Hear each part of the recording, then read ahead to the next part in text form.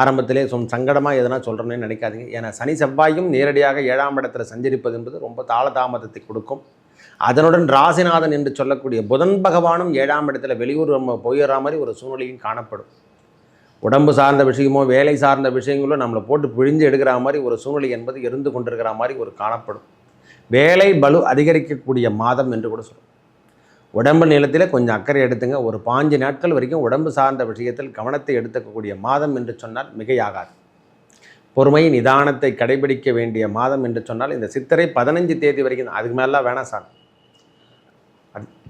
அதுக்கு மேலே ஒரு நாள் பொழுது கூட வேணாம். ஓரளவுக்கு சைலண்ட் மோடுக்கு வர்றதுக்கான அமைப்புகள் தேடி வந்துடும். அதுக்கப்புறம் சுக்கிரனுடைய இடப்பெயர்ச்சியும் புதன் பகவானுடைய இடப்பெயர்ச்சியும் ஓரளவுக்கு சாதகத்தை தரும். உடல் அமைப்பில் இருந்து வந்த பிரச்சனை தருகின்ற விஷயத்தில் இருந்து வந்த காலதாமதம், வேலையில் இருந்து வந்த பிரச்சனை, கடுமையான தாக்கத்தில் இருந்து வந்த கோர்ட்டு கேஸு வம்பு வழக்கெல்லாம் ஓரளவுக்கு சமாதானத்தை கொடுத்துரும். கடன் பிரச்சனை இருந்தால் கூட சரிதான், சமாதானமாக போகிற மாதிரி ஒரு சூழ்நிலையெல்லாம் காணப்படும். கன்னிராசிக்காரங்க இந்த மாதம் 15 தேதி வரைக்கும் பொறுமையை நிதானத்தையும் கடைபிடிங்க. அதுவே போதுமானது. எனக்கு தெரிஞ்ச வரைக்கும் இந்த 8ல் சூரியன் உச்சம் பெறுகின்ற நேரம் நம்ம ராசிக்கு 12ஆம் அதிபதி அவர் தான். அவர் 8ஆம் இடத்துல மறைவது என்பது ஓரளவுக்கு நன்மை தரும். இருந்தாலும் சில விஷயங்கள் வரவு சார்ந்த விஷயங்கள் இருந்து கொண்டிருக்கிற மாதிரி தெரியும். ஆனால் தன்னலர்வற்ற உடம்பு சார்ந்த விஷயம் என்பது இரவு தூக்கம் என்பது இந்த மாதம் முழுவதும் காண்றா மாதிரியே தெரியும். இந்த மாதம் ஃபுல்லாகவே உறவு தூக்கம் என்பதே இல்லாத மாதிரி ஒரு 5 நாட்கள் படுத்தும். அதுக்கப்புறம் சரியாயிடுச்சு. உடலில் கொஞ்சம் கவனத்தை எடுத்துங்க. வேறு எதுக்குன்னு சொல்லலை சுவாமி. கன்னிராசியை பொறுத்த வரைக்கும் சித்திரை 1 தொடங்கி 15 தேதி வரைக்கும் தான் சின்ன சின்ன உபாதைகள், சின்ன சின்ன தொந்தரவுகள் ஏற்படும். அதுக்கப்புறம் எல்லாமே உங்கள் சரிசமத்தை கொடுக்கின்ற அமைப்பாக மாறும். நிறைய நல்ல விஷயங்கள் நடக்கிறத நீங்கள் ஈஸியாக பார்க்கலாம். கன்னிராசிக்காரங்க இந்த எப்படி சொல்கிறதுன்னா, ஒரு மாதம் இந்த 15 நாட்கள் மட்டுமே சூரியனுடைய இடப்பெயர்ச்சியும் காரணமாகவும் சுக்கிர பகவானுடைய இடப்பெயர்ச்சியும் புதன் பகவானுடைய இடப்பெயர்ச்சியும் காண பிறகு நமக்கு 10ஆம் இடத்துல குரு பகவான் சாதகம் இல்லாமல் இருக்கார். அவருடைய இடப்பெயர்ச்சியும் காலதாமதம் இன்றி நம்மளுக்கு எல்லாமே சூட்டபுளாக வரப்போகுது. குட் டைம் வருது. மனம் சஞ்சலப்படும். இந்த நேரத்தில் எந்த முடிவும் சரியாக இருக்காதுன்றதை முதல்ல நாம் தெரிஞ்சுக்கணும். எந்த முடிவாக இருந்தாலும் வேலையாக இருக்கட்டும், எதனா இருக்கட்டும், எல்லாத்துலேயும் பணவரவு என்பது இருந்து கொண்டிருக்கும். நான் இல்லைன்னே சொல்லலை. சில தடுமாற்றங்கள் இருந்தாலும் பணவரவு என்பது தொடர்ச்சியாக காணறா மாதிரி ஒரு சூழ்நிலையும் 7ஆம் இடத்துல காணும்போது கிரகங்கள் பாவ கிரகங்கள் சம்பந்தப்பட்டால் அலைந்து திரிந்து வேலை செஞ்சு சம்பாதிக்கிற மாதிரி ஒரு சூழ்நிலை, வேலையே போயே ஆகணுன்ற மாதிரி ஒரு சூழ்நிலையெல்லாம் காணப்படும். வேலை செஞ்சே தீரணும் அப்படின்ற மாதிரி ஒரு கட்டளையும் நாம் வேலை முடிச்சே தீரணும் அப்படின்ற ஒரு சூழ்நிலையும் காணப்படும்.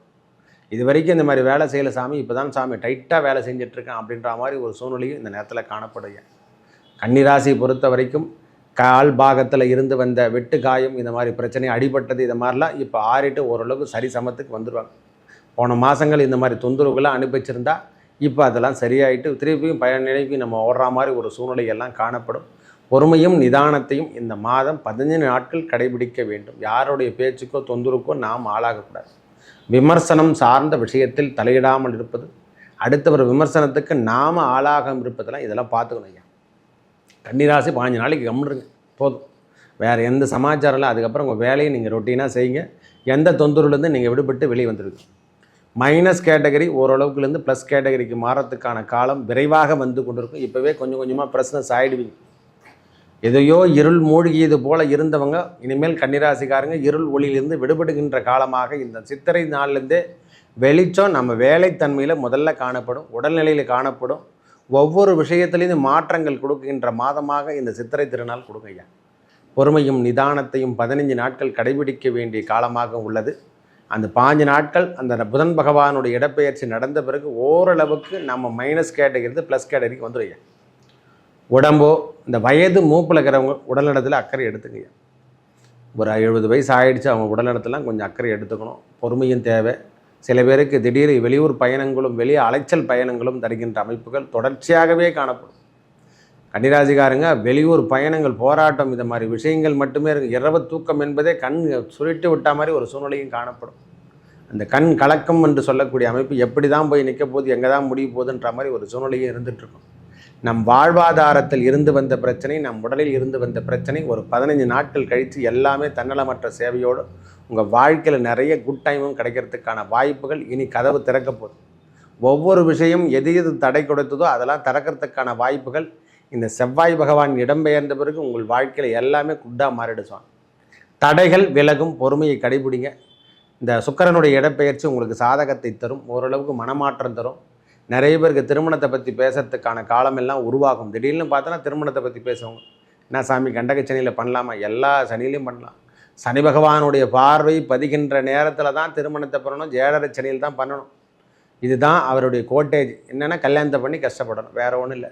கஷ்டப்படுறவங்க இல்லை, கல்யாணம்னு சொன்னாவே அப்போ நல்லாயிருக்கும், அதுக்கப்புறம் கொஞ்சம் கஷ்டமாக இருக்கும். அவங்க கொடுப்பார், அதனால் அதையும் சொல்லக்கூடாது. நன்மை தருகின்ற விஷயங்களும் இந்த 15 நாட்களுக்கு அப்புறம் கிடைக்கும். நன்மை அனைத்தும் நன்றதே சேரும். நன்றி, வணக்கம்.